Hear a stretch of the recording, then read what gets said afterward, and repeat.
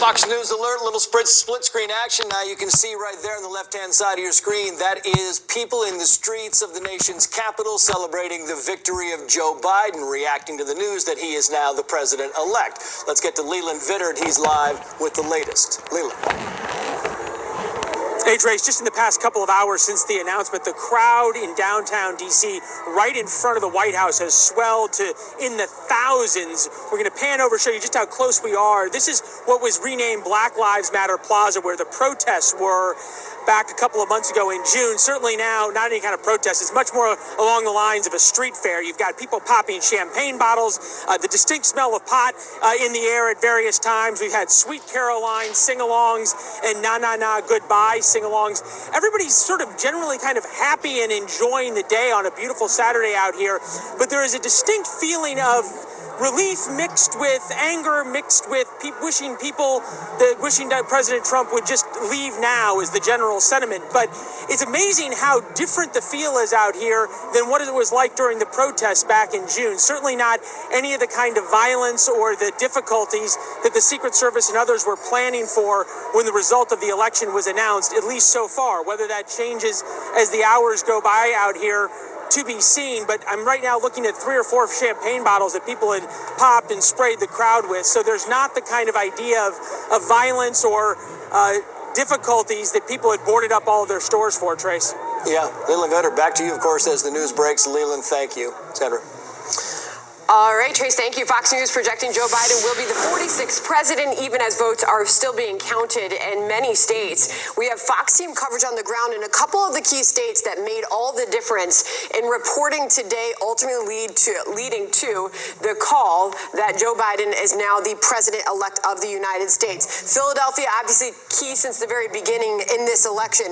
You take a look at some of those key counties, Bucks County, that the president campaigned hard in and really needed to tighten that margin in. As we watch the final vote count come in, I will circle the difference in Bucks County. This made a big difference for the president.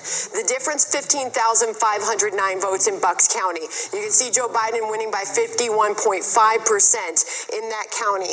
You go back to the results of the 2016 election, and you can see that Joe Biden did lead the president by a greater margin in that county. That made a big difference in this election.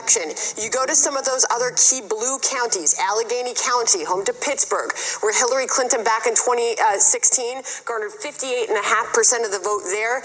This time around, Joe Biden gained as far as votes counted in that county that were blue. That helped Joe Biden in this election. So we were watching Pennsylvania. This made the big difference in the call when that state was finally called earlier today. Jonathan Hunt is on the ground in North Las Vegas, but we're going to begin with Eric Shawn in Philadelphia, because Eric, obviously, as we watch Philadelphia, this was a key county.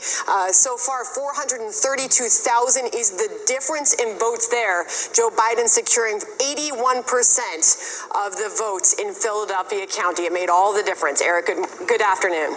Yeah.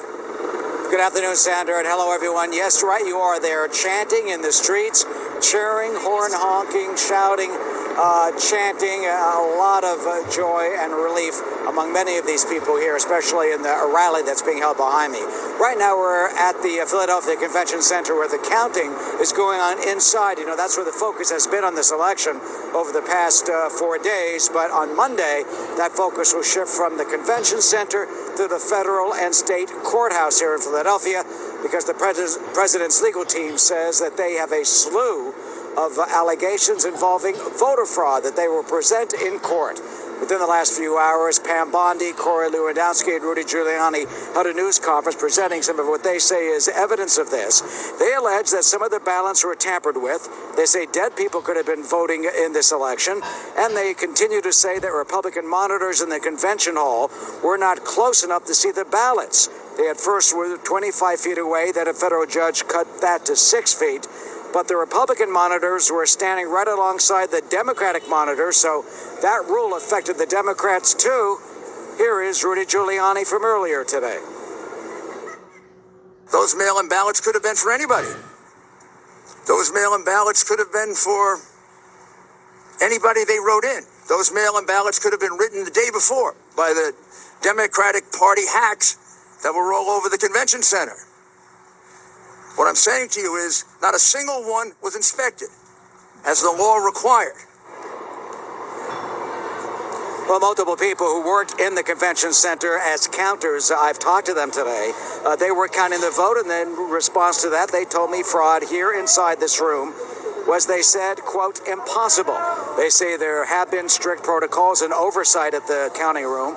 Security, in fact, is so strict, they told me that officials search all the garbage, and they would not even allow pens on the floor here. The counters could not have pens in case there was any issue. Heather Cronin spent 5 days counting here. I couldn't have done it if I wanted to. There were too many people watching us. There was the poll work, the supervisors, there's the live stream, there was the monitors.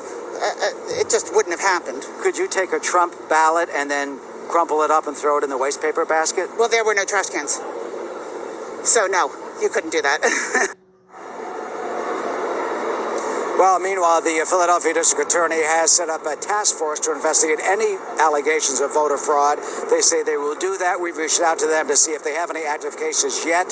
We're waiting to hear back from them. Meanwhile, the two top Republicans here in the Commonwealth, the Speaker of the House and the Senate Majority Leader, both say that they have not seen any evidence of the voter fraud that the president's team has been talking about. But to be continued, this will land in court sometime next week. Sandra, back to you. Eric Sean live on the ground there in Philadelphia, where, as you can see, the supporters of Joe Biden's victory are gathering. A reminder, with the two states called today, Pennsylvania and Nevada, where that put Joe Biden on the electoral map. 290 is the number to President Trump's 214, one of those key states that came in today. Projected win for Joe Biden in Nevada, 88% of the vote tally there. Take a look at the difference, 25,699 votes separated President Trump from Joe Biden.